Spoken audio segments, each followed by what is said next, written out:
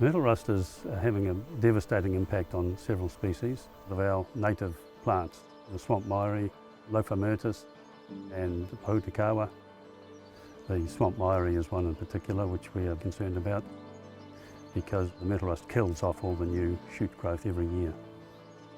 The number one thing is to learn how to identify it, and there's some really great resources online to do that. You're looking for some giveaway symptoms of a yellow spore on the underside of the leaves, and then that will develop to other parts of the new growth of the plant. You can then learn how to report it, which is really easy to do online.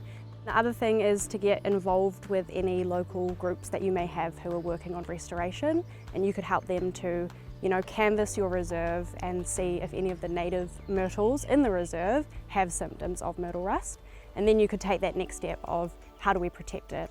It's very difficult to control a pathogen like this. It spreads quickly, but there are some agricultural fungicides which are very effective against myrtle rust. One of the main things that we're doing is seed conservation.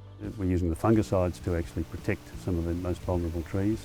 We can collect seeds from those and then screen the seedlings for resistance to myrtle rust because there's a lot of genetic variability.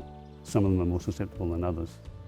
Fungicide is a really great option for treating myrtle rust. However, it is really important that you take the right steps to use fungicide in a safe way.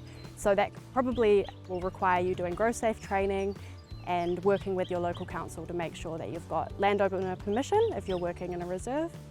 We have been working in Bush Glen Reserve for the last 7 years, and we have some very highly endangered swamp maire trees in there.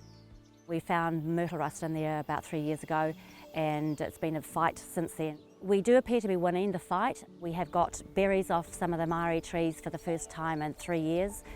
It's wonderful to see. Another step that people can take in their own backyards is not planting non-native myrtle species. One of the biggest offenders is lily-pilly, which people love to plant. It will spread a lot of myrtle rust to our native myrtles, so we strongly encourage people to remove them if they have the capacity to do so, and then replace them with a beautiful native hedge. We're really looking to community groups now to pick up the knowledge that we've gained and to move forward with it and try and do what they can in their local environments to protect their vulnerable species.